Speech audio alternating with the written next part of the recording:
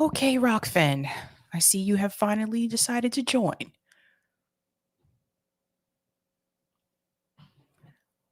All right. Let's do it. Doobie-doobie-doo.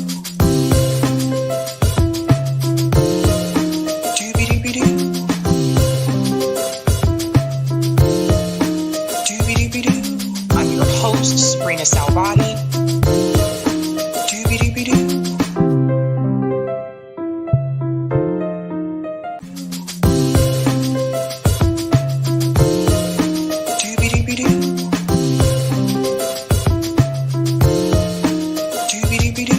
I'm your host, Sabrina Salvati.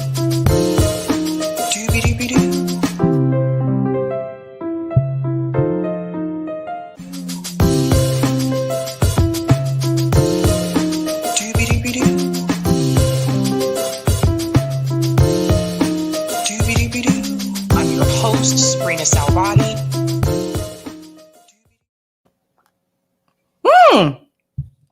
You caught me there. Welcome, guys. Happy Wednesday. Shout out to everyone watching on Rockfin, Twitter, and YouTube. Shout out. And welcome to Sab's podcast. I'm your host, Sabrina Salvati. If you are new, I want to let you know that Sab's podcast is a part of Revolutionary Blackout Network. You can catch me there on Thursdays for the Roundtable and Friday for the Sabby Show. And you can catch me here Monday, Tuesday, Wednesday, and Friday. I want to give quick shout outs to people in the chat.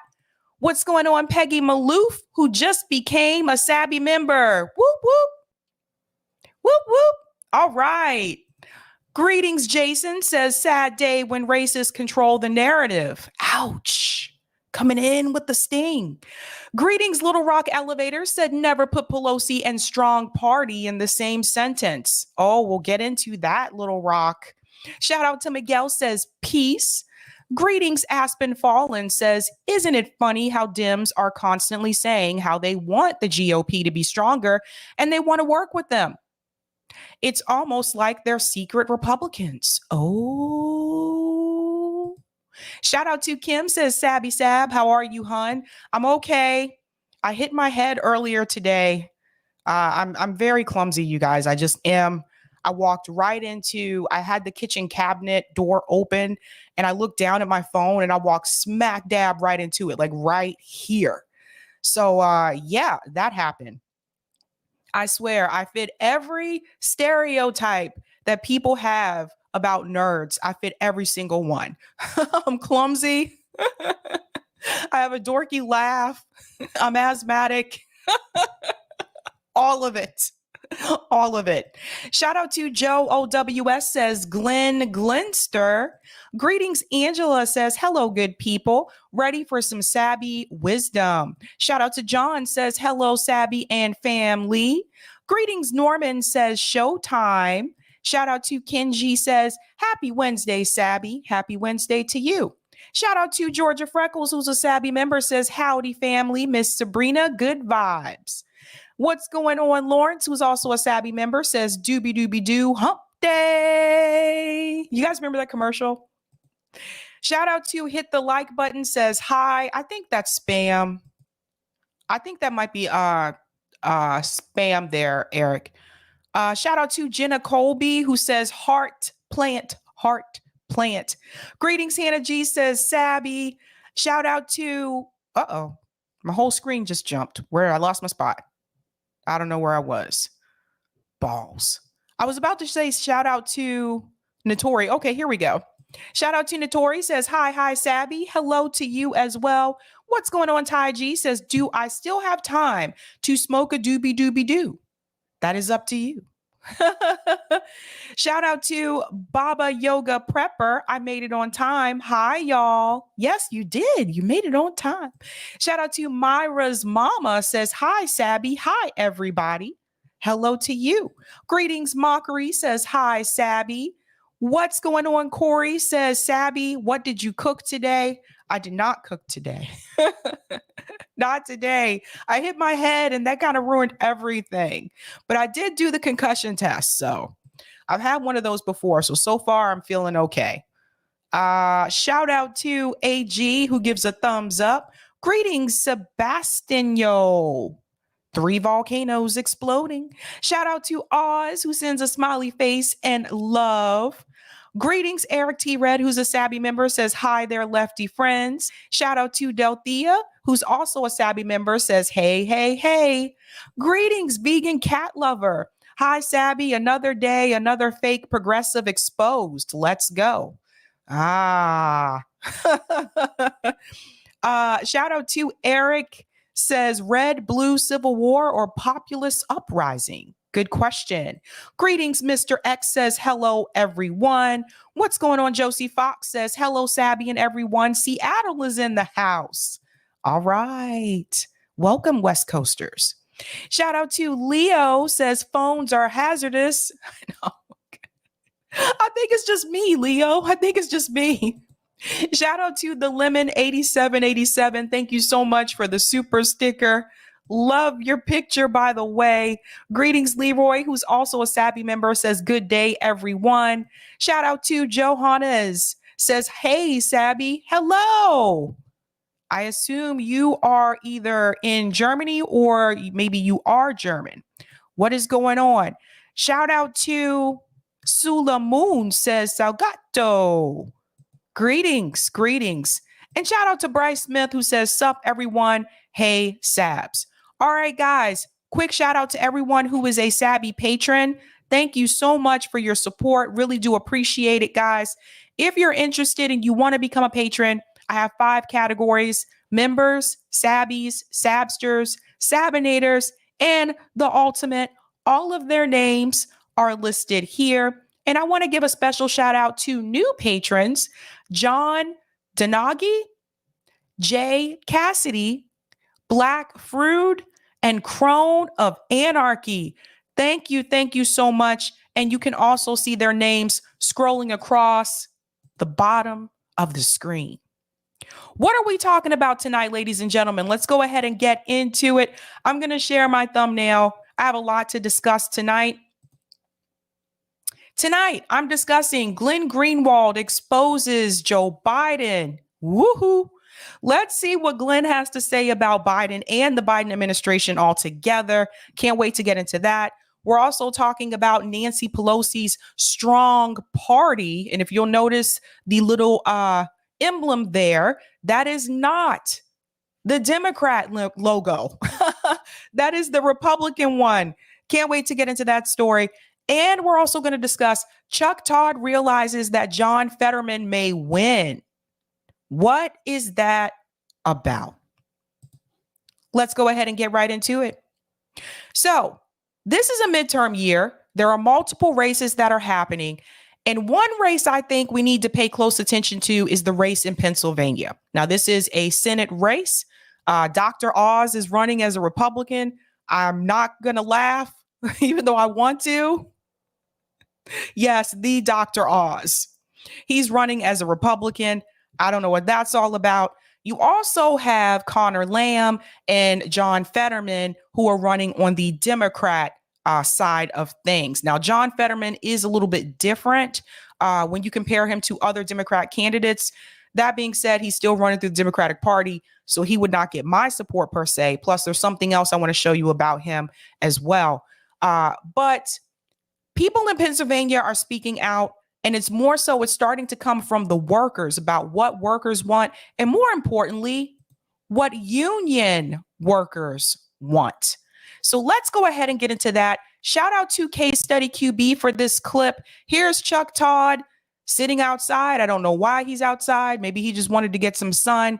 But let's hear what people are saying in Pennsylvania about what they are looking for in a candidate and why they are leaning towards John Fetterman.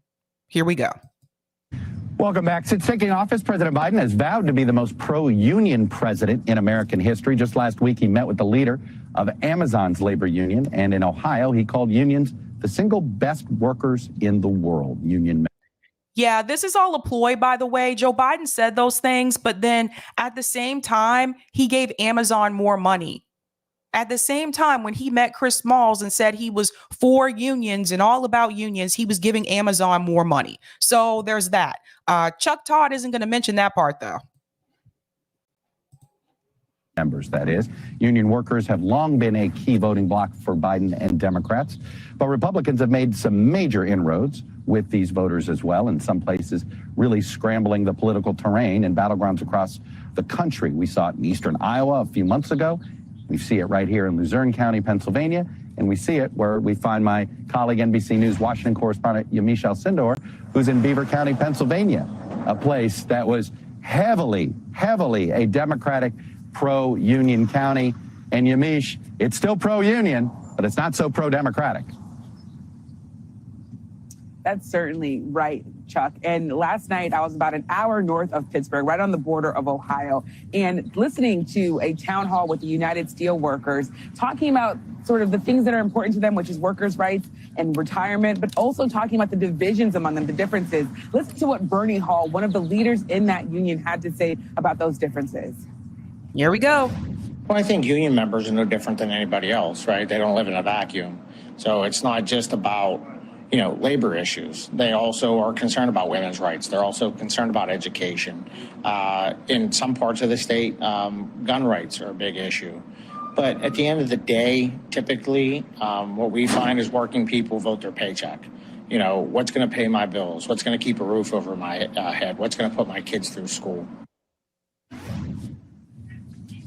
So Bernie Hall was really trying to make the case in that meeting that workers should really be voting their pocketbooks. But he also... Oh, that was a good one. Can you put that one right back up on the screen, Eric? Upstate Raider, healthcare, question mark.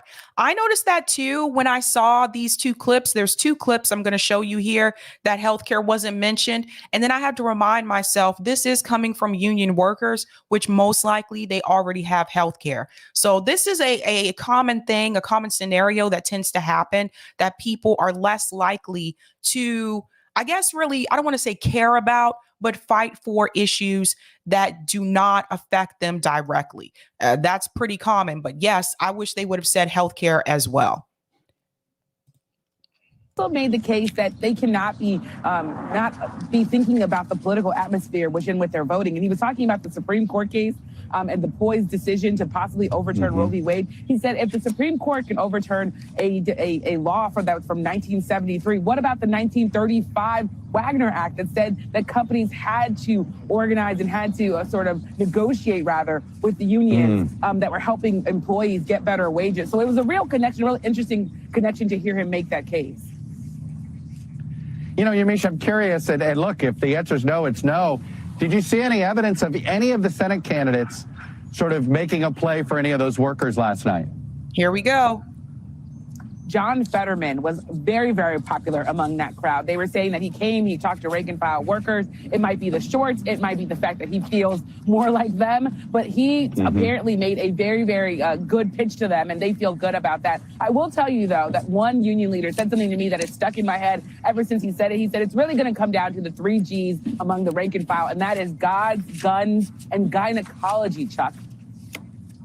Oh, the 3 Gs, it's going to come down to God, guns, and gynecology. Who would have thunk? Who would have thunk? Okay, let me finish this here. That's an interesting 3rd G that we've not heard before. Okay, and then I'll go ahead to the second clip where this continues. So let me go ahead and grab that. And here we go. And again, another shout out to Case Study QB. So Case Study says here, MSNBC asking how Republicans are trying to go after the union vote. So let's go ahead and get into this clip here as well. The reason I asked about, and I'm curious on the Republican side, we have they're closed primaries, and I know there aren't a lot of registered Republicans among labor union members, but it is something that is growing.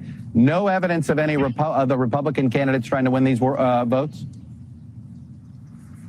Well, Republicans are doing a lot of the work that's being done for Republicans, I'm being told, is on the media. It's sort of what the information that people are taking in. So I was listening to union leaders talk about how do we balance what our workers and our fellow union workers are listening to on the radio. Basically, they're saying that the message from conservatives are that Democrats want to take your guns. The Democrats are going to be against abortion, so you shouldn't be voting for them for that. So I want to comment on that for a second, where she said the Democrats are going to want to take things away. Listen to this 1 second. Against abortion, so you shouldn't be voting for them for that. So they're really union workers are listening to on the radio. Basically, they're saying that the message from conservatives are that Democrats want to take your guns. The Democrats are going to be against abortion, so you shouldn't be voting for them for that. Okay, that the Democrats are going to want to take your guns. I seem to remember a fellow Democrat candidate who ran on that issue, Beto O'Rourke. He's now running again for governor in Texas. That was one of the issues that he brought up during the Democrat primary debates. He said, hell yeah, we're going to take your guns. And that message went out across the United States. And this is why some Republicans believe this. They think that's what we want to do. Not just like Democrats, but leftists, socialists. They think all of us want to take away their guns. And that is actually not true. I, for one, I can tell you, I do not have a gun. I don't want to own a gun, but I believe that people should have that right. I believe they have the right to exercise that amendment. So I believe when you have people like Beto O'Rourke make those statements on a debate stage, it gives people who are on the right the impression that that's what all of us want, and that's not what all of us want. So thanks, Beto. Oh boy, here we go. So they're really in some ways going with the leaning into the cultural issues, while on the other side, you've heard union leaders really trying to explain to a lot of their members and really trying to strategize about how to make union workers understand that workers' rights, retirements, the infrastructure bill, some of the things that President Biden has passed, that is what's in their best interest. But I have to tell you, you can feel the tension in the room, and the culture, it seems to be working, except for, I said, John Fetterman, who is in some ways meeting them with the culture, the way he dresses, the way he talks. Oh, 1 second, hear what she says about Joe Biden. Retirements, the infrastructure bill, some of the things that President Biden has passed, that is what's in their best interest. But if you have to persuade them that some of these issues that Biden has passed is in their best interest, that means for them personally, it's not in their best interest. If it was in their best interest, if it was beneficial to them, and I'm talking about individuals here, if it was beneficial to them, or they felt that it was beneficial to them, then they wouldn't have to be convinced. They would be able to see that, and they would feel that. This whole idea that we have to have politicians go across the country and convince people that Joe Biden is supposedly doing a good job. They have to go across the country and, as Obama and Hillary Clinton and O'Connor have said, tell the story better. Just goes to show you that they haven't received real benefits, that the American people are still being deprived. You shouldn't have to convince people. The tangibles should be there for you to see. Now they're going to go into John Fetterman.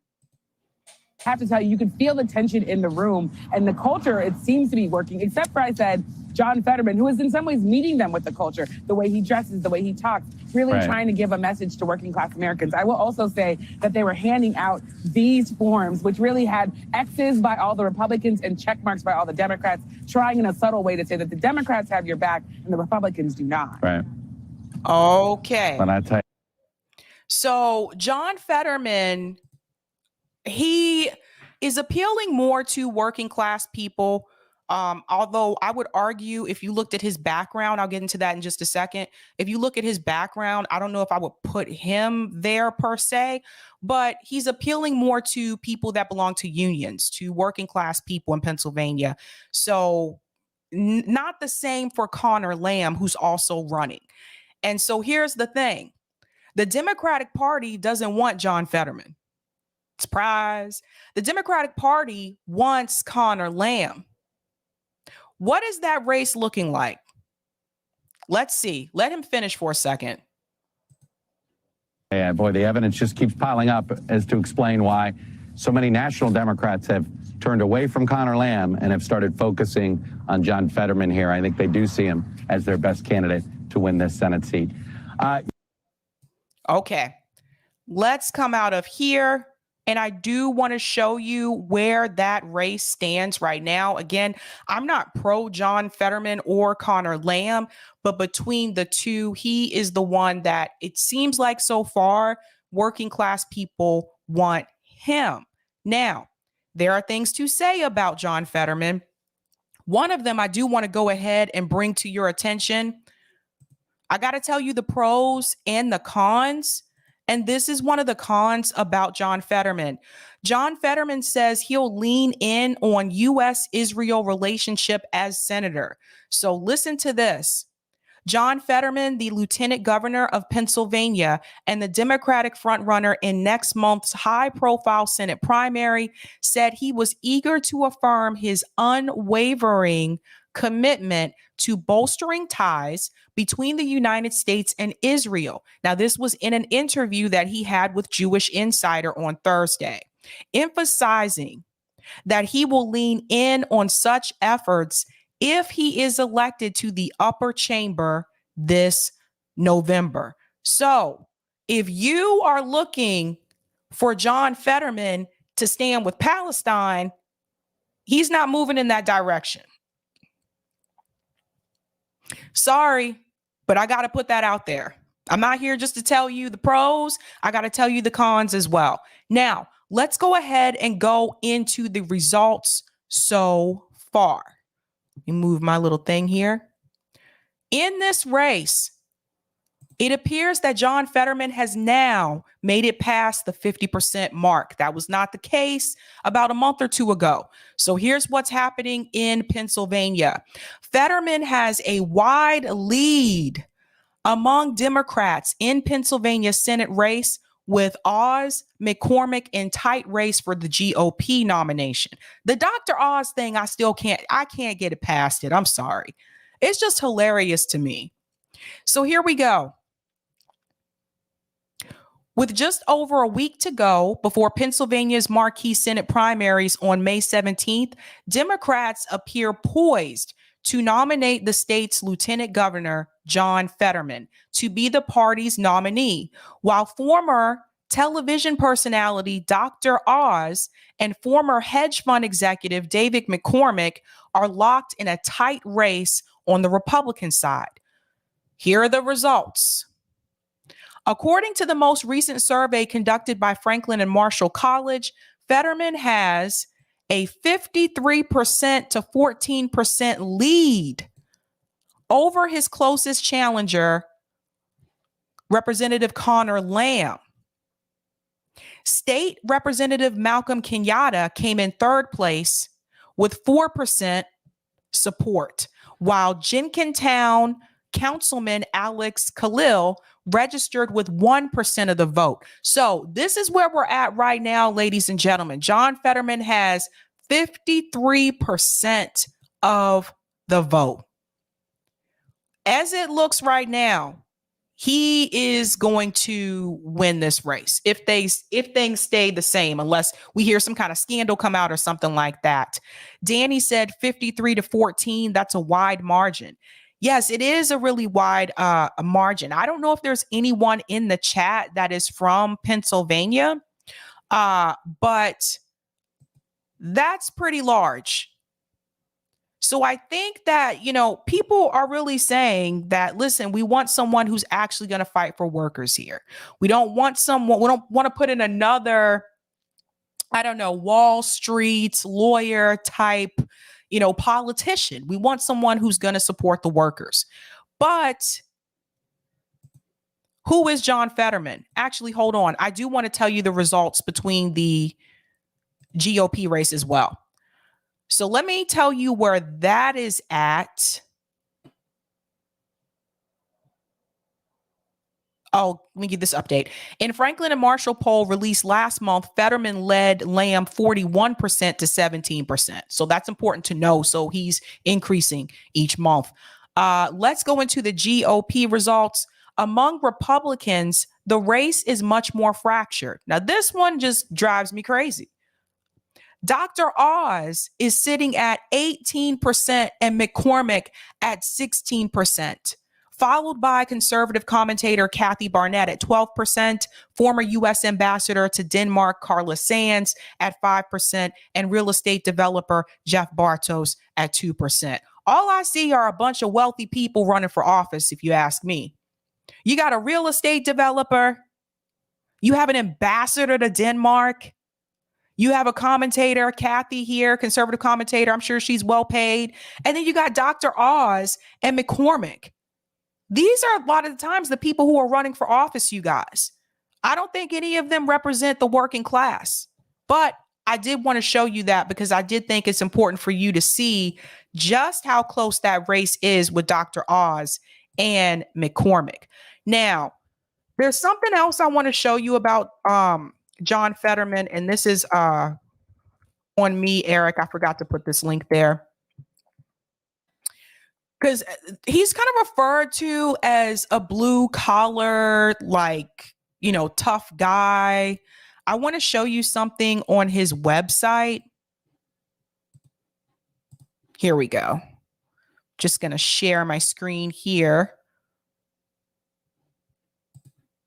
Because I think it's important that I do say this to you guys, and I'm not trying to harp on him or anything, but I think you need to, know his story. So, for example, meet John. He came from Braddock to start a GED program. He became mayor, and for 13 years worked to build the once booming steel town back from the collapse. So that's why people consider him more like a work fighting kind of dude.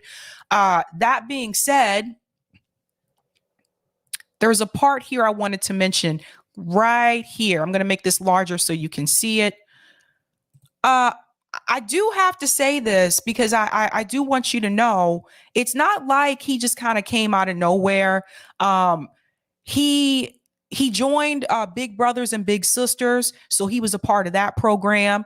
But at the same time, John, he joined AmeriCorps.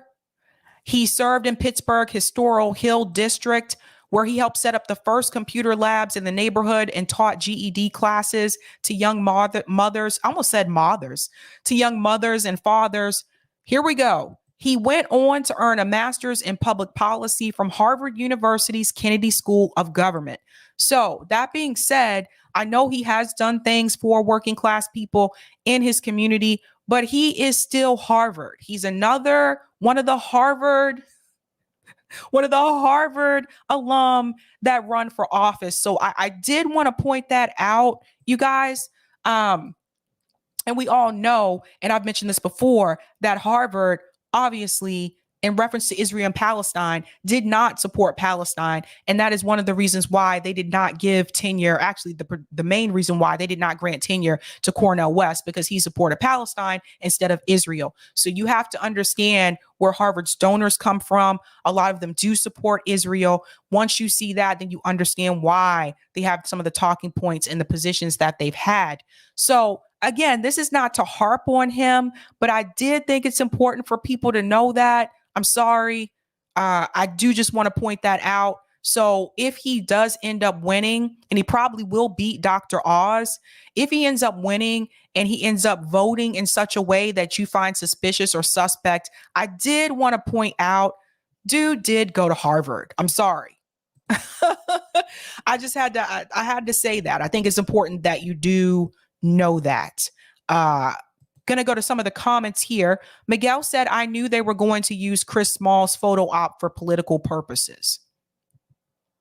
Yeah, I felt like that was coming. Johannes said, Fetterman wears shorts to pretend he's associates with steel workers, but he's a trust fund grifter. Ouch. Oh, boy. Gamer says, running on the Dem ticket is a losing strategy.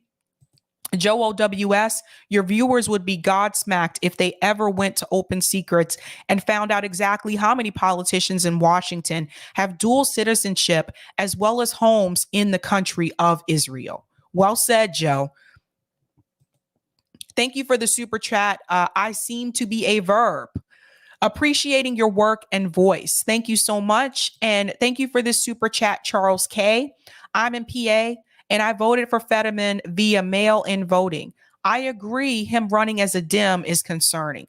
Yeah, like that was the thing. I'm like, when you look at the issues like on his website, I was like, okay, these are good issues. Why are you running as a Democrat? You know, it's obvious he has a huge lead over Connor Lamb. And I wonder, like, why didn't he run as an independent? You know, he probably could have still had that lead. So just had to say that there. Guys, please be sure to give me a thumbs up. That really does help me with the algorithm. Congratulations, Sabby. You remembered to say it tonight. And yes, I just talked to myself in third person there. It was really weird. All right, let's go ahead and get into the next story. Now, this one is about, oh, that shouldn't be the one. Did I put them in that order? I did put them. I didn't mean to do that.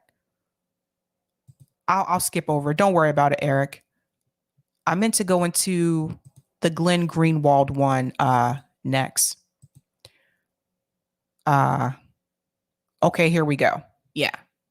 All right, I'm going to go into our second story, which is Glenn Greenwald. Now, before I get into this, I do want to let everybody know Glenn Greenwald, like Chris Hedges, also has a Substack. You should definitely check it out. There's good articles on there. I found myself reading more Substack articles than Medium nowadays, but I have to get back to my writing on Substack as well. I've just been so busy. Like I have a whole list of article topics I want to write about.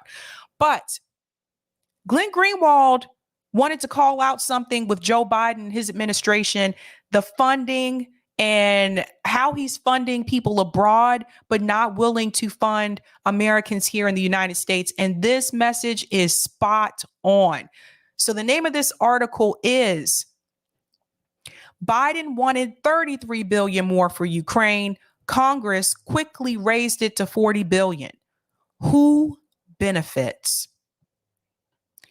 Tens of billions, soon to be much more, are flying out of U.S. coffers to Ukraine as Americans suffer, showing who runs the U.S. government and for whose benefit. So this is something that we've been complaining about a lot over at RBN. I'm sure you guys have been complaining about this as well. This is a problem. You are basically showing the American people that you have all this money to dish out to other countries, but you do not have money to give the American people here for a better life. So let's go on to this here. From the start of the Russian invasion of Ukraine on February 24th, the Biden White House has repeatedly announced large and seemingly random amounts of money that it intends to send for fuel to fuel the war in Ukraine. The latest such dispatch, pursuant to an initial $3.5 billion fund authorized by Congress early on, was announced on Friday. Biden says the U.S. will send $1.3 billion in additional military and economic support to Ukraine. This was preceded by a series of new lavish spending packages for the war, unveiled every 2 to 3 weeks, starting on the third day. So here we go. And he lays out the numbers here. I'm going to make this a little bit bigger. I'm glad that he did this as a timeline because I've been hearing about the numbers. I've been reading about the numbers, but he put it into a better perspective here by actually putting some dates on these amounts. February 26, Biden approves $350 million. March 16th, Biden announces $800 million. March 30th, Ukraine to receive an additional $500 million. April 12th, U.S. to announce $750 million more. May 6th, Biden announces new $150 million package for Ukraine. I'm glad he did the math for us, guys, so we don't have to add this up. Those amounts by themselves are in excess of $3 billion. By the end of April, the total U.S. expenditure on the war in Ukraine was close to $14 billion. Come out for just a second. Now, Could we have done something else with that money? We could have tried to eradicate poverty here in this country. We could have given everyone universal health care. We could have offered Americans free college, at least free community college, which we're not even doing that. So many other things that we could have done with that money. But we gave it to someone else. Right now, the Biden administration cares more about people abroad in Europe. I got to be careful with the words here. In Europe, than they care about Americans in our own country. All this money just magically seems to appear like every 2 or 3 weeks. But when we need tangibles here, they tell us that it's too expensive. They can't afford it. They don't have the money. Looks like to me, the money is there. They just don't want to give it to us. Let's go back into the article. He goes on to say, drawn from the additional $13.5 billion Congress authorized in mid-March. While some of that is earmarked for economic and humanitarian assistance, most of it will go into the coffers of the weapons industry, including Raytheon, on whose board of directors the current Secretary of Defense, Lloyd Austin, sat immediately before being chosen by Biden to run the Pentagon. As CNN put it, about $6.5 billion, roughly half of the aged package, will go to, whoopsie, I jumped ahead there, will go to the U.S. Department of Defense so it can deploy troops to the region and send defense equipment to Europe. Again, I have to be careful about the words here. So let me go down to this part here. As enormous as those sums already are, they were dwarfed by the Biden's administration announcement on April 28th that it is asking Congress for $33 billion in funding to respond to the invasion, more than double the $14 billion in support authorized so far. Let's go down here. This is my favorite part. It is difficult to put into context how enormous these expenditures are, particularly since the war is only 10 weeks old. And the U.S. officials predict and hope that this war will last not months, but years. That ensures that the ultimate amounts will be significantly higher still. So, guys, if this lasts for years, that means for years, they are going to continue to give them money. Meanwhile, people are starving here. Meanwhile, people can't afford to buy groceries here. I'm going to get into that in just a second. Inflation is rampant right now, but they're giving money to other people. Let's go down to this part here. This is a long article. I'm not going to read the whole article. But I do want to show you something else. This part right here, believe.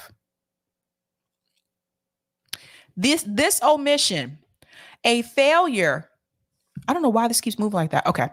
A failure to address how the interests of ordinary Americans are served by the U.S. government's escalating role in this conflict is particularly glaring, given the steadfast and oft-stated view of former President Barack Obama that Ukraine is and always will be a vital interest to Russia, but is not a vital interest to the United States. For that reason, Obama repeatedly resisted bipartisan demands that he send arms to Ukraine, a step he was deeply reluctant to take due to his belief that the U.S. should not provoke Moscow over an interest as remote as Ukraine. While it is extremely difficult to isolate any benefit to ordinary Americans from all of this, It requires no effort to see that there is a tiny group of Americans who do benefit greatly from this massive expenditure of funds. Notice he says here, it's a tiny group of Americans. That is the industry of weapons manufacturers. So fortunate are they that the White House has met with them on several occasions to urge them to expand their capacity to produce sophisticated weapons so that the U.S. government can buy them in massive quantities. There are people who are benefiting from this. I'm so glad he said that. It's just not us. Because we're not Raytheon. We're not Lockheed Martin. We're the ones that are not benefiting, but there are Americans here who are benefiting from it. It's disgusting when you think about it. Let me go back in. There's something else that I do want to show you because there's a graph in this article, and this is what I want to show you. I'm going to have to zoom out just a little bit so you can see all of them. You guys know I love graphs and charts. I love analytics, so I'm glad when people do this. So he's showing all of the companies here. The stock prices of many of the world's biggest arms manufacturers shot up in late February after the invasion began. Let's look at these companies. You may recognize some of them, folks. All right. We have New York Stock Exchange average here. That's down here in the right bottom corner here. And you can see the timeline is going from November 2021 all the way up until May, or where we are right now in May. Now, if you look at all the companies going back to November, they were kind of around the same spot, kind of hovering over zero right here and then going further up. But as we go further along, and then February was when the invasion started, you see how the stocks just increase for these companies. So we have Raytheon's here, General Dynamics, Northrop Grumman, Lockheed Martin, and you have Thales. So look at where they are now, 60%. So you see, there's money in this for someone. There's just not money in it for us.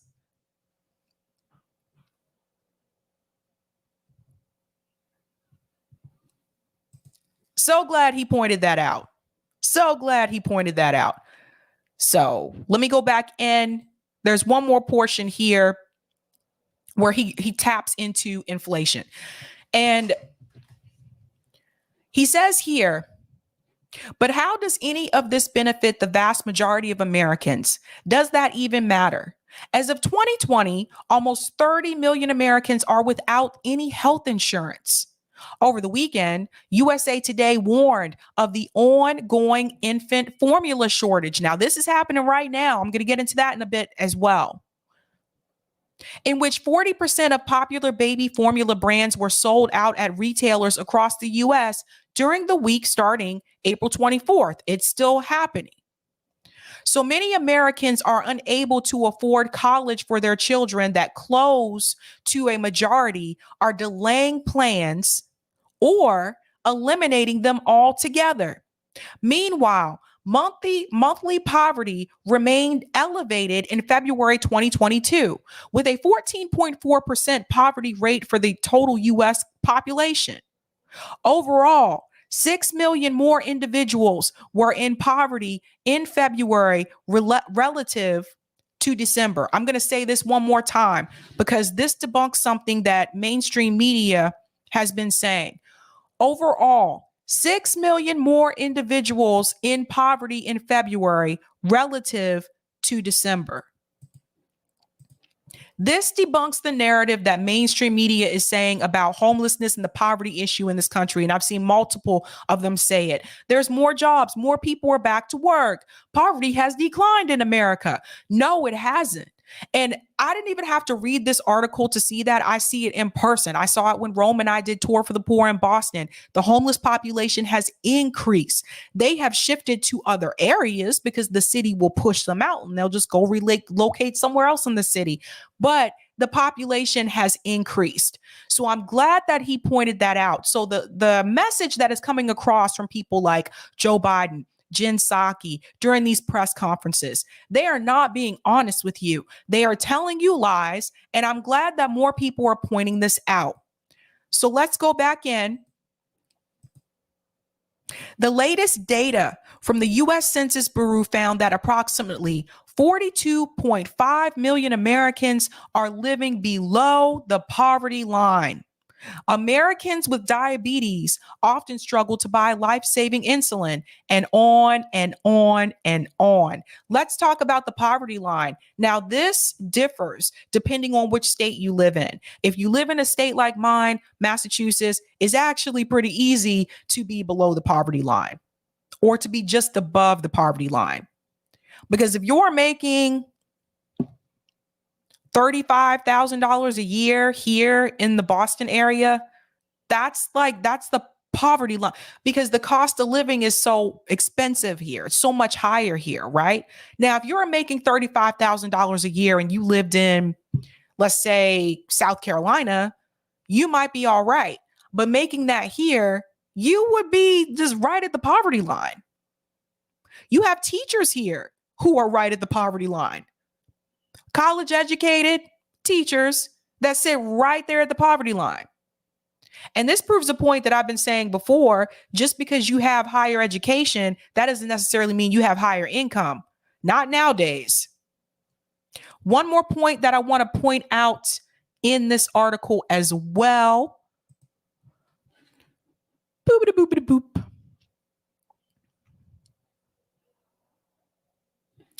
One would usually expect the American left, or whatever passes it for these days, to be indignant about the expenditure of tens of billions of dollars for weapons while ordinary Americans suffer.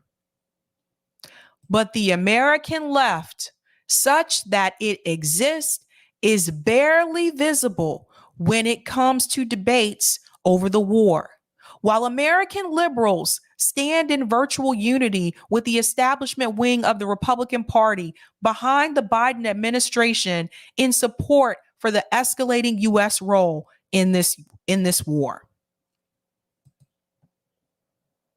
A few stray voices, such as Noam Chomsky, have joined large parts of the international left in urging a diplomatic solution in lieu of war and criticizing Biden for insufficient efforts to forge one. But the U.S. left and American liberals are almost entirely silent, if not supportive. And he's right.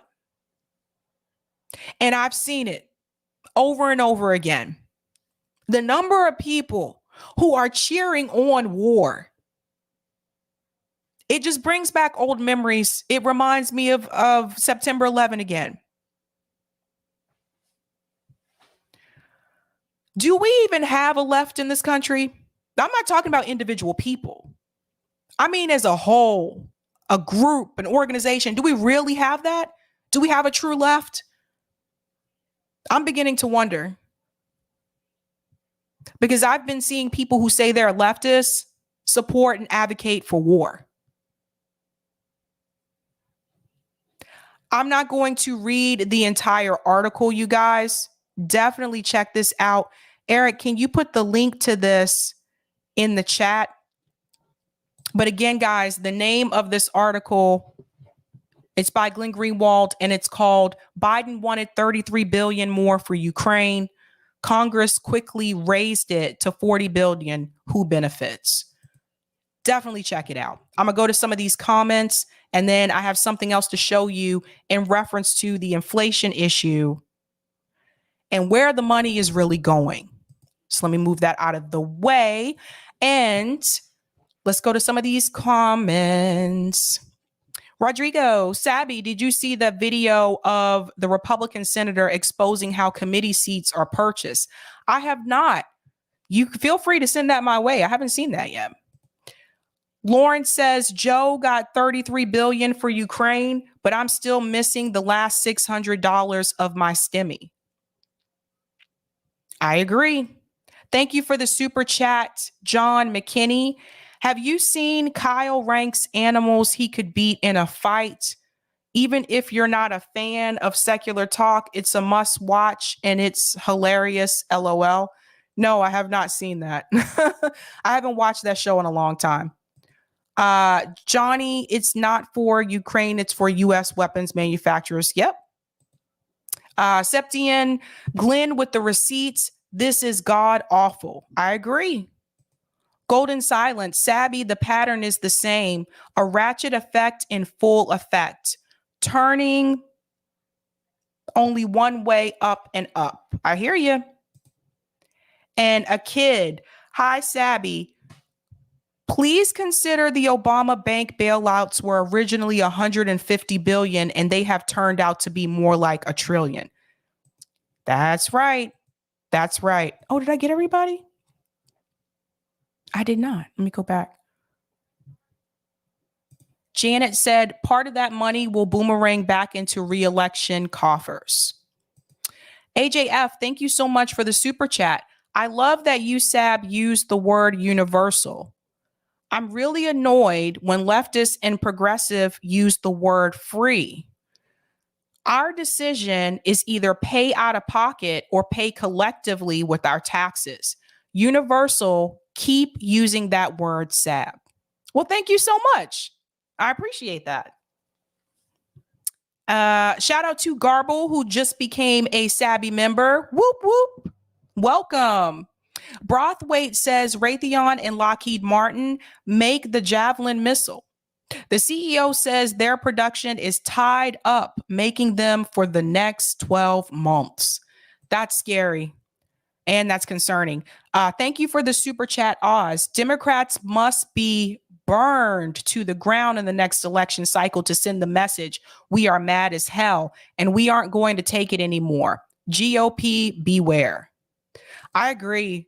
That's what I'm saying. If you guys vote for them again, I don't know what to say. Like, I don't know what to tell you. I really don't. Another thing that I do want to go ahead and show you is, let me see. Well, that's not the one. I started with this one. Okay, here we go. Let's talk about this money. And I want to show you how something is not right.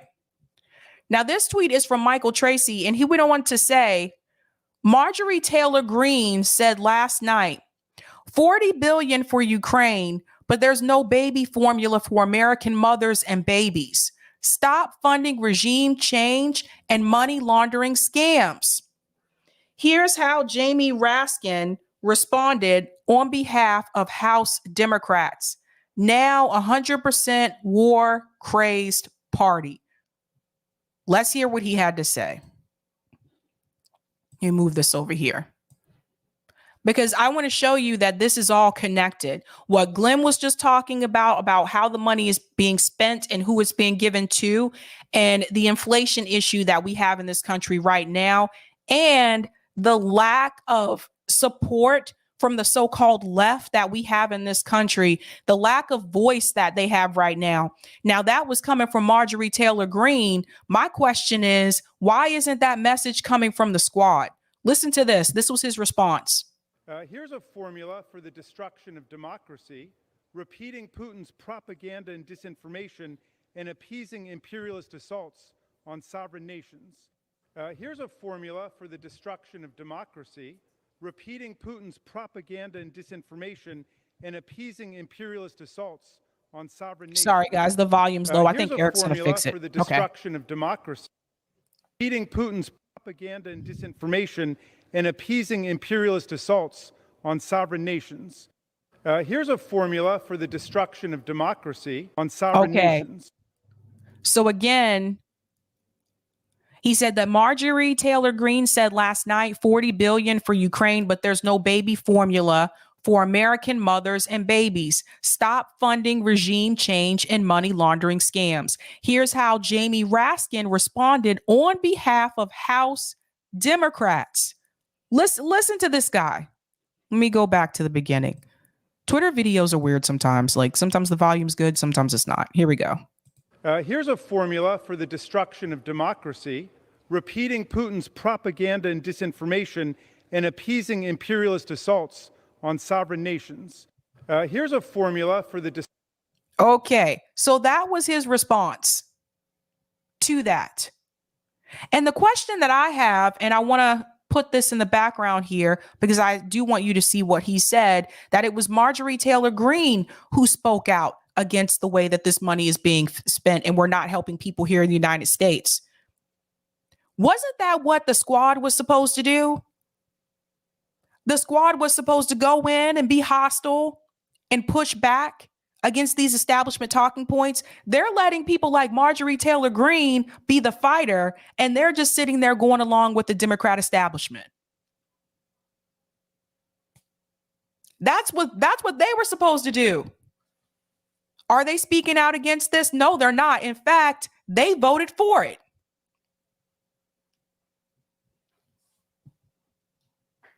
Mr. X said, although I'm not a fan of Marjorie Taylor Greene, but she is correct, right? So the people who are members of the squad, how the hell do you let Marjorie Taylor Greene, how do you let her out left you?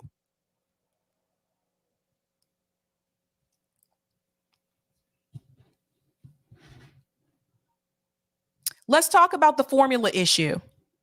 So that question also came up with Jen Psaki. Let's hear her response. So the question was, just wondering if you guys are planning on taking any steps to help remedy the nationwide baby formula shortage.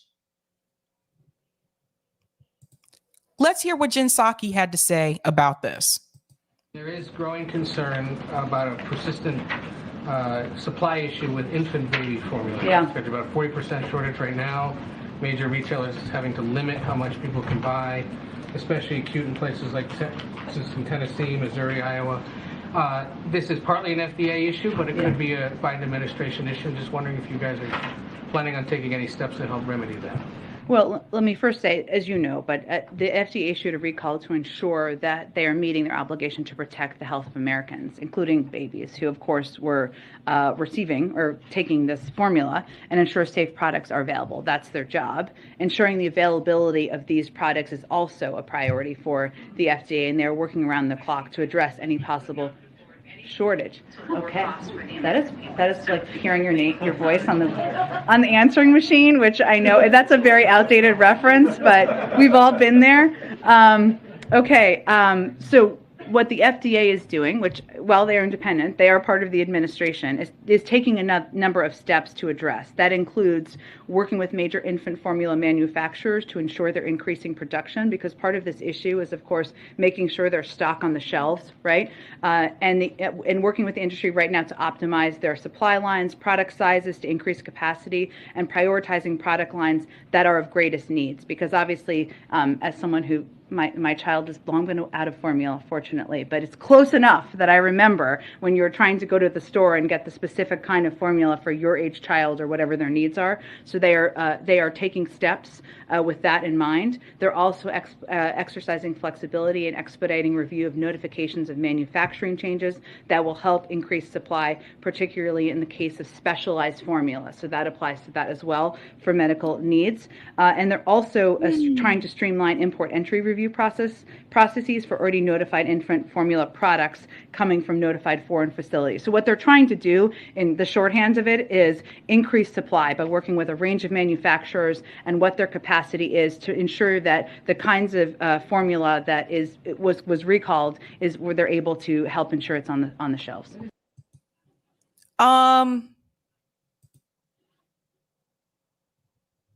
What was the question again? The question was,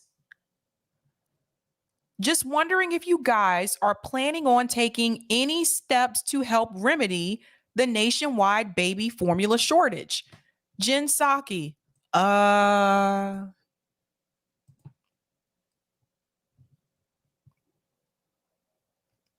This is ridiculous. This is ridiculous. So these are the problems that people are dealing with right now in this country. And every time we turn around, we see that the president is giving more money abroad instead of using that money to help people right here in the United States. Now we have a baby formula shortage. How did we even get in this spot? Money has been misused, it's been mismanaged. And people who are poor and working class, and this is why I always go back to the class issue, people who are poor and working class are going to be the ones that struggle and suffer the most. Because I want to be very clear about something. Even though we have a baby formula shortage, people who are wealthy, they always find ways to get those things. Just like when we didn't have enough of those N95 like masks like earlier on during the pandemic, you know who did have those masks? People who are wealthy. Wealthy people, even during an episode where we have shortages, whether it's food, whether it's something like baby formula, they will already have those things. They'll be able to get it, even if that means they have to get it from another country. They have to get it from another resource. They have the money to be able to get it some way, shape, or form. Now, about a month ago, there were people that came on here teaching you how to grow your own food. And I have to reiterate this again. We need to do this. We need to grow our own food. When it comes to baby formula, like infant baby formula, some people are coming back and they're saying, well, this is why women should breastfeed. Not everyone can do that. Not everyone can do that. So we have to help each other. We have to protect ourselves because you see what's happening already. Because I can pretty much guarantee you, when we continue to have food shortages in this country, you know who will be fed? All of the politicians in DC. They'll make sure they're going to have food for them, even if that means there's not enough for us. We got to be smart. We got to be smarter. I'm going to go to some of these comments and then I'm going to go into the next story. Thank you for the super chat, Brothwaite. American left is center right. Even Bernie is centrist politically compared to global politics. America has no left. That's a good point. Thank you for bringing that up, Brothwaite. Leroy said Jen made the formula shortages about her. She did. She found a way. Thank you for the super chat at Kid. We need hashtag March on Capitol. 1 million folks or more on Capitol Hill with quantifiable demands. Medicare for all, living wage, debt forgiveness, end of unjust wars in 2022. Yes, there is a march happening this summer. It's the Poor People's Campaign is putting that on. I did talk about it before on the show and show the video, but some people weren't feeling it because it's still connected to electoral politics. But there is such an event that is happening. But I do think we need to have more than one, right? We need to have another one that's calling out some of these left demands that a kid just mentioned. So I do agree. Thank you for the super chat, Sean. There is always money for war. Neocon/Lib Alliance. I agree. We are going on to another story about everyone's favorite Speaker of the House. Kidding. We are going to Nancy Pelosi. Now, what has Nancy said now? Let's go ahead and dive right into it. This is hilarious. Hopefully this is loud enough for everyone. I think it is. All right, Nancy, here we go. I mean, the fossil fuel industry, they weigh in so significantly. I mean, how could it be that nobody on the Senate side cares, in the Senate cares about climate? Hold on, it's a little fuzz. Okay, there we go. Do, and they talk about it. When it comes to the votes, it just isn't there. They just aren't there. So rather than saying, well, we have to defeat them, no, let's just try to persuade them. I want the Republican Party to take back the party Take it back to where you were, where you cared about a woman's right to choose, and you cared about the environment, and all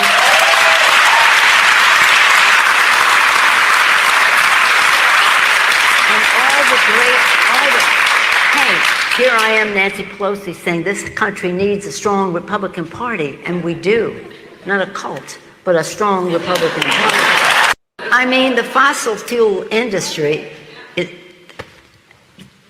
they weigh in so significantly. I mean, how could it be that nobody on the Senate side cares, and the Senate cares about climate? Your president, Joe Biden, agrees with fracking. He approves of fracking. He's okay with it. This is not just a GOP issue. You have a Democrat president of the United States who agrees with fracking. Some of them do, and they talk about it. When it comes to the votes, it just isn't there. They just aren't there. So rather than saying, well, we have to defeat them, no, let's just try to persuade them. This is one of the worst mistakes I believe the Democratic Party has done. They have convinced themselves in DC that instead of trying to beat Republicans, that they need to convince them or persuade them. How's that been working out? Has it helped you pass any of these bills? No, it's not working. Why are you trying to persuade them? I don't understand. I don't understand that at all. I want the Republican Party to take back the party, take it back. Why? Why do you care? Why are you concerned with what they're doing over on their team? Remember, in DC, this is all about left, right. It's supposed to be. I see this as more through the lens of class than I do politics, than I do like left, right. And when it comes down to class, if you're poor, it doesn't matter if you're on the left or the right because you're still poor. If you're rich, it doesn't matter if you're on the left or the right because you're still rich. But in DC, their whole focus, their sole brand is left versus right. So why does Nancy Pelosi care if the Republicans have a strong party or not? Because they're both corporate parties. Back to where you were, where you cared about a woman's right to choose, and you cared about the environment, and all.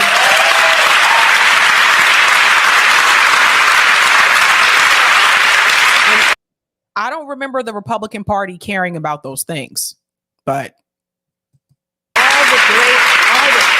Hey, here I am, Nancy Pelosi, saying this country needs a strong Republican Party, and we do. no. No. We need a working class party. We need a party that represents people, that represents labor. That's what we need. We don't need a strong Republican Party. We don't need a strong Democrat Party. We need a party that represents working class people in this country and is going to fight for working class people and fight for people who are poor. That's what we need. And neither one of those parties that we have right now in DC do those things. Neither one. Nancy, you got to go. You got to get off the street. Now, as you can imagine, some people had some things to say about this. Let's go to David. David Sirota. I always want to say Sirota, and I don't know why. I should know better by now. David Sirota said the 82-year-old Speaker of the House is deliriously reminiscing about a pro-choice, pro-environment Republican Party that never actually existed. Glad to see it wasn't just me. And the number of people who applauded, by the way, what were you clapping about? Why?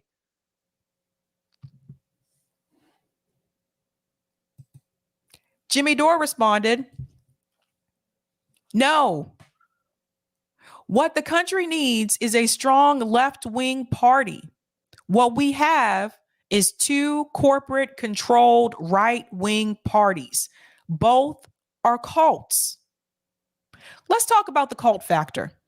Both are cults. And you know why I say that? Anytime you have a group of people in one of these parties that can sit there and threaten people if they endorse certain people, that sounds like a cult. Anytime you have a party that can sit up here and say that if you go to certain events, if people in your office talk to the press, you're done. That sounds like a cult. And that's what we have happening. They want you to do exactly what the party wants. They don't want you to be, you're not an individual anymore. How many people that we have in DC that are Democrats, how many of them are actually individuals? Because right now, there are very few that are speaking for themselves. And Joe Manchin is always speaking for himself. Regardless of what the party wants, Joe Manchin makes sure that he speaks for what he wants. And I don't see anybody on the party removing him from any committee assignments. I haven't heard about anybody threatening Joe Manchin the way that they did members of the squad. Look at the Senate vote from earlier today. Sure, we'll be talking about that on Roundtable tomorrow on RBN. No, because he's corporate. I truly believe that the Democratic Party, Nancy Pelosi, Chuck Schumer, at the end of the day, they may not like that Joe Manchin isn't voting along with them, but would they rather have Joe Manchin there instead of AOC, Cori Bush, and all the rest of the squad? They would, because Joe Manchin is corporate. It's a shame, right? But it's true. Now, there's some things I want to show you about Nancy Pelosi. I've never discussed this on here before, but there's some things about Nancy Pelosi I want to show you that may make a little bit more sense as to why she operates the way that she does. Couple of things I do want to highlight here. And yes, I know it's Wikipedia, but honestly, it's faster to kind of go through it this way. Couple of things I want you to know about Nancy Pelosi. She didn't get to where she is just by working hard. Following her father, Thomas D'Alessandro Jr., into politics, he had served as the U.S. representative from Maryland and mayor of Baltimore. So for those who are not aware, Nancy Pelosi comes from a political family. I don't know if everyone is aware of that. Pelosi represents California's 12th congressional district, which compromises 4/5 of the city and the county of San Francisco. Now, one of the things that Shahid Buttar has brought up about his race with Nancy Pelosi and other issues, that district has a large homeless population. And Nancy Pelosi has been in office for years. And they haven't done anything to help fix the homeless population in San Francisco, in the Bay Area. Let's go on. There's more I want you to see about Fancy Nancy. Let's go down here. We're going to skip over the obvious things here. But I want you to see, is that picture here? Let me see if they had the picture on this one. Aha, that's what I wanted to show you. You see this picture? So the gentleman right here, that's Nancy Pelosi's father. This is JFK right here. Here's Nancy Pelosi's mom. And here's Nancy Pelosi. This picture shows her father being sworn in as a member of the renegotiation board. This was 1961. JFK is there to watch this. Now, I think it's important that you know that her family knew the Kennedys. Like I said, she didn't get to where she is today politically just by working hard. She had political connections her whole life. Something I wanted to show you. There's other things. And if she didn't want people to see this, then she probably should make sure this is not on Wikipedia, whoever is running these pages. Another thing I wanted to show you. Let me go down to speakership. In the 2006 midterm elections, the Democrat took control of the House, picking up 30 seats. The change in control meant as House Minority Leader, Pelosi, she was Minority Leader then, was widely expected to become Speaker of the House in the next Congress. On November 2006, the Democratic caucus unanimously chose Pelosi as the Democrat candidate for Speaker. This goes all the way back to 2006, you guys. So now that I'm showing you that,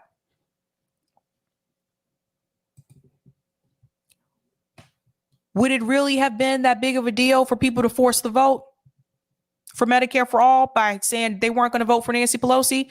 The woman been there since 2006. As in that position, she was already in Congress before that, but she was in that position for years. Now, she exited that position briefly. I believe that was when Trump won and then came back. Yeah, when Trump won and then came back. But I like to show people these things because I want you to see who people, like why they do what they do, the connections that they have. I think that's important. Here's another one I think that you need to know about. Healthcare reform. Pelosi has been credited for spearheading Obama's healthcare law, the Affordable Care Act, when it seemed doomed to defeat. After Republican Scott Brown won Democrat Ted Kennedy's former Senate seat in January 2010 Massachusetts special election. Ooh, okay. I'll show you something else with that in a minute. Give me a second. Costing Democrats their filibuster-proof majority, Obama agreed with his then chief of staff, Rahm Emanuel's idea to do smaller initiatives that could pass easily. But Pelosi dismissed Obama's compunction, mocking his scaled back ideas as kiddie care. After convincing him that this would be their only shot at healthcare reform because of the large Democratic majorities in Congress, she rallied her caucus as she began an unbelievable marathon of a 2-month session to craft the bill, which passed the House 219 to 212. In Obama's remarks before signing the bill into law, he credited Pelosi as one of the best speakers the House of Representatives had. So what I want to show you here is that Pelosi actually dismissed Obama's original idea of the bill because he had scaled back on the issues. He scaled back. She thought that wasn't enough. I want to also let you know that at one point, Nancy Pelosi was actually considered a progressive and she supported universal health care. What happened? The parties change people. You don't change the party is going to change you, or they will make sure you got to go. You are done. Now, there was something here I did hover over that I do want to show you because I think this is important for people to see. Can I just click on the picture? Okay. Now, this was Massachusetts. This is that special election that they were talking about where Scott Brown, who was the Republican, and he was running against Martha Coakley. I know you guys probably don't know who these people are if you don't live here. But Scott Brown also ran against Elizabeth Warren for the Senate seat that Elizabeth Warren has. He lost, but that race was really close. I want you to see just how red Massachusetts was. A lot of people don't get to see this. Now, this was in 2010.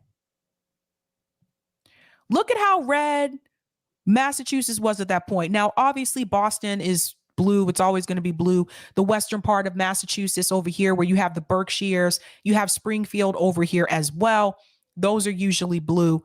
But a lot of this right here, some of this is because of people being disappointed with Barack Obama's economic policies. Some of these red spots over here were blue for Obama in 2008. Just something I wanted to point out. That wasn't a part of this segment tonight, but I hovered over that and I saw that, and I thought that was important for people to see. Nancy Pelosi. There's more I can show you about her, but I am looking at the time and I do want to make sure I get through the other comments as well. But I do want to shout this out. There's so much you need to read about her. Like, I'm going past my time, but there's so much you need to read about her family, her political dynasty family. Like I said, she didn't get there just because she worked hard. There was a rumor, and I have not been able to confirm this, so I still call it a rumor. There is a rumor that people believed that she was dating JFK. That's a rumor. I don't have proof of that. So, what do I want to shout out? I'm trying to shout out more direct action and mutual aid. Guys, we got to give it up for Rome. If you can donate, please do so. Rome is doing another giveaway. This time it's in Detroit. He has, if you can see here in the video, he's going to talk about it. Rome, for those of you who don't know, Rome is one of my comrades over at Revolutionary Blackout Network. So he's a part of RBN. He does Tour for the Poor. He did it recently here with me in Boston. He travels across the country and he gives out food and clothes and things that people need to people in this country. Because like I said, you see, Biden administration is not trying to help you out. So anyway, you can see he has a bunch of diapers in the video behind him. He's trying to give out diapers to people. Those are expensive, you guys, especially along with baby formula. These things are expensive. So if you want to help Rome, you can do so by donating to the Cash App. That's hashtag Rome Bethea. You can do it at Venmo. I do Cash App or Venmo before PayPal because PayPal holds money sometimes and it takes a while for you to get it. But listen to Rome. He's going to tell you about what he has coming up and how it's going.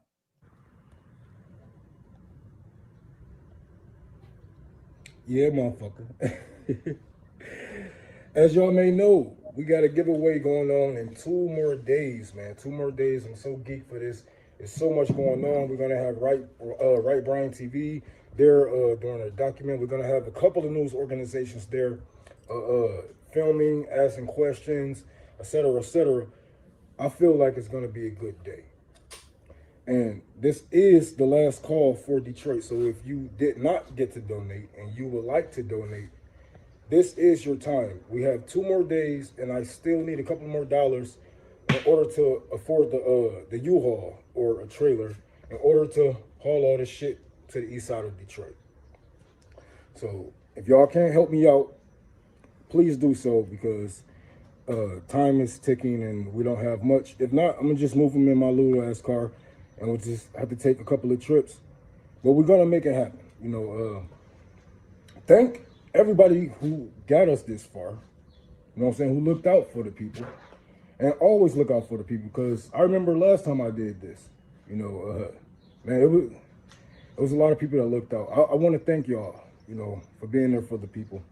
You know, I don't think I do that enough, because a lot of people, I end up taking the glory most of the time, like, but I always have to remind people, like, this isn't my money. This isn't any of my resources. I didn't just sit out. I didn't just wake up one day and say, hey, I'm about to go buy the hood a whole bunch of fucking diapers with my own money. I don't have that type of money to do that. If I did, I would, but I don't, so I don't. But I want to thank you guys, you know what I'm saying, for actually being there for the people, for putting your money where your mouth is, for actually getting out there on the ground with me from the multiple cities and states that I have been in. I believe it was only one state I was by myself. You know, but every other city, I damn near had comrades. I had a place to stay, I had a place to go. You know, they give me food, knowledge, make sure I'm safe. You know, I just wanted to thank y'all. I don't know why. Damn, this video longer than what the fuck I planned it to be, but I want to thank y'all, man. I'm feeling good. I'm feeling good, because this shit about to go down 2 more days, and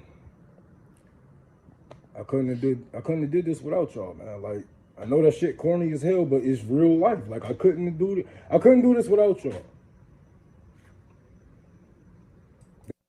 Yeah, that's important for people to know if you're not aware.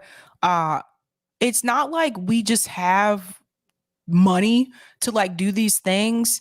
What we do is we crowdfund, and that's how we get the money to be able to do things like Tour for the Poor, to donate diapers to people, to do those kinds of things. More people need to cover this, and more people need to talk about this. And people can take this any kind of way, but I've said this on here before, and I still stand by it. The reality is this: if Rome was a different type of person, let's be real. If he was what people would consider to be an acceptable class or whatever per se, and he was doing this, traveling across the country, Rome would be on every platform. Donate to Rome. Donate to Rome's Tour for the Poor. Cash App. Let me see if I can copy this. I'll put it here. Whoops. These links on Twitter are weird, man. Let me see if it'll let me do like this. Okay. Nope, I can't copy the link up here. Why won't it let me copy the link? Anywho, Cash App. Tour for the Poor. I'm just going to put this in the... Oh, boy. Sometimes the...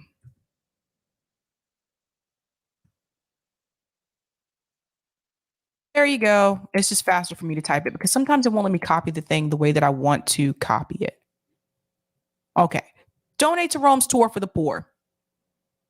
If you are donating to politicians, donate to Rome's Tour for the Poor. That's something that can help people now. I don't see any of these politicians giving out diapers to people, giving out clothes, food, baby formula, hygiene products, things that people need right now. I don't see them doing that.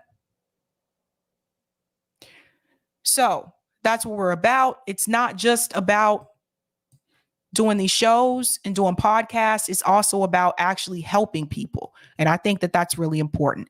I'll go ahead and take, let me do the super chats really quick, and then I'll get the comments on Rockfin. Thank you for the super chat. Oh, I said this one already. I said Sean's. Thank you for the super chat, K Fun. It's more like a mob than a cult, honestly. Good point. Thank you for the super sticker, Stephen R. Thank you so much. All right, let's go ahead and do the Rockfin comments. All right, thank you for the tips on Rockfin, Roger.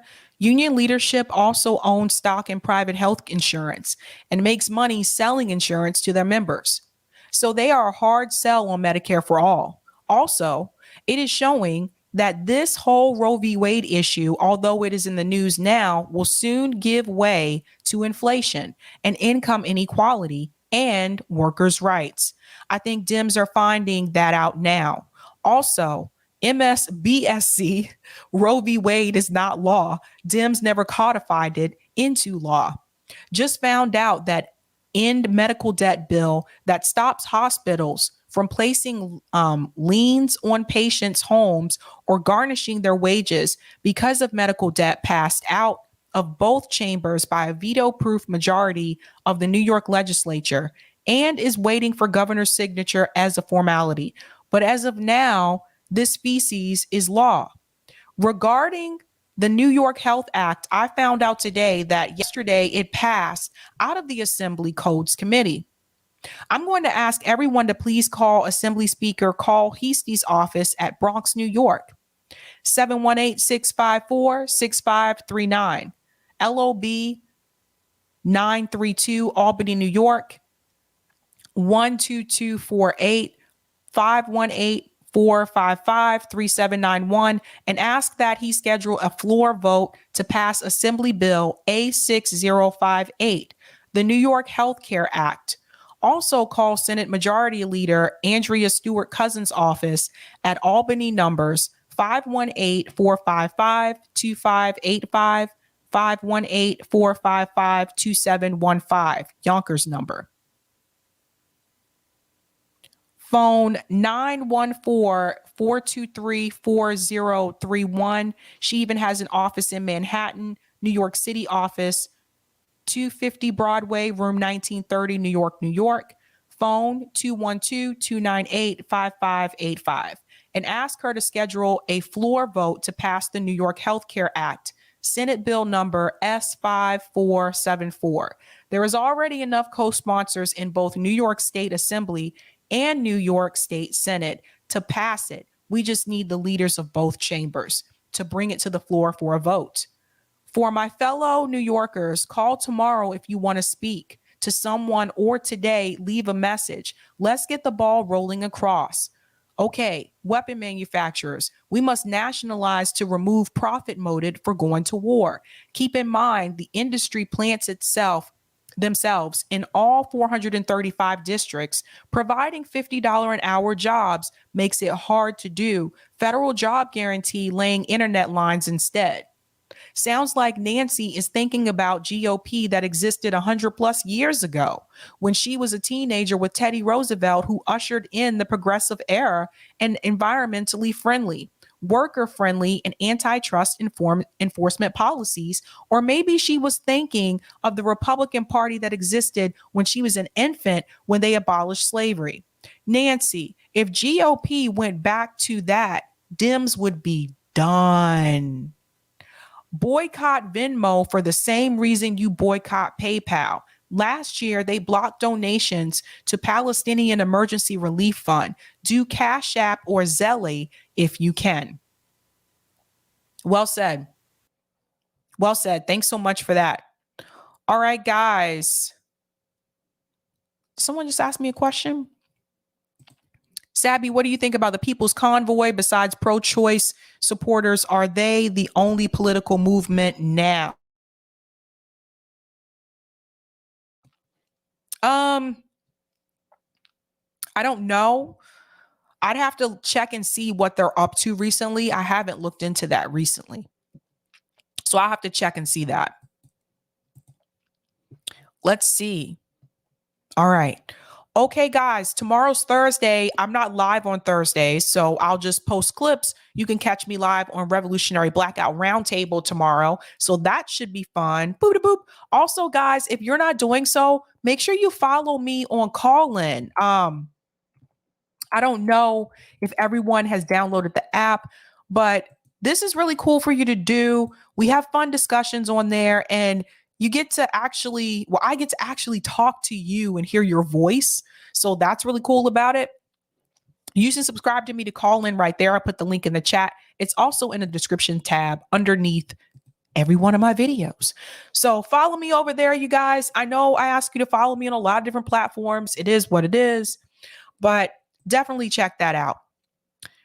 Friday morning event. What event? Oh, yeah. Oh, Friday. I'm going to be on the ground reporting Friday morning. I'm trying to see if we can get a statement from Michelle Wu. She is doing coffee and conversation over in Jamaica Plain. It's a neighborhood in Boston, and the Boston Housing Authority has decided to, along with Michelle Wu, have decided to privatize a housing complex in that area that should not be privatized. And I think we all know what happens when they take these developments that have been controlled by the city for so long, even though there's work that needs to be done on that development.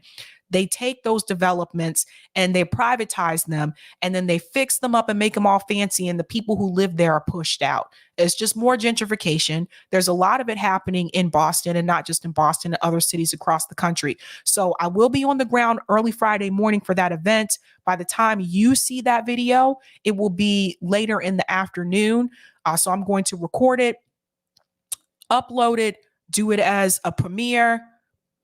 Yeah, so I'll be there at 9:30, but you won't see it until the afternoon when I upload it, because I can't stream it live on my camcorder, and I can't stream it live on my phone because StreamYard is just not good on the phone at all. It's the audio's bad. And so I'm going to use my camcorder, record everything, get the questions, get all that done, and then I'll come back home, I'll upload it and air it as a premiere. So you'll be able to see that. Hopefully I'll be able to get her to talk or say something. I don't know. But she will be talking because it's her event. And the people who live in that neighborhood, they have questions for her about the future of their residents.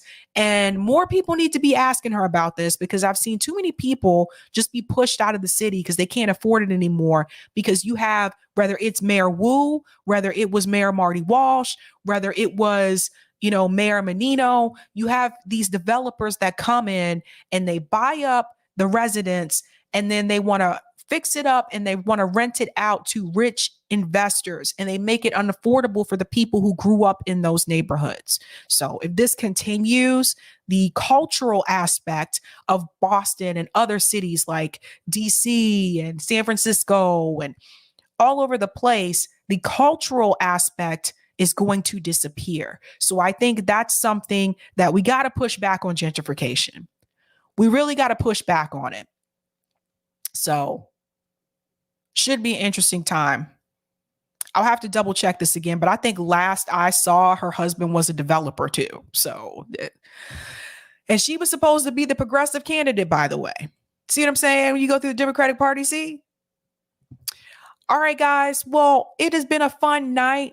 Thank you so much for hanging out with me. I'll be back live Friday. I'll upload my on the ground footage, and then I'll also be live Friday evening for my usual Friday show. So love you guys. Stay safe. Be smart. Don't walk into cabinet doors like I did. But have a good night. Keep up the fight.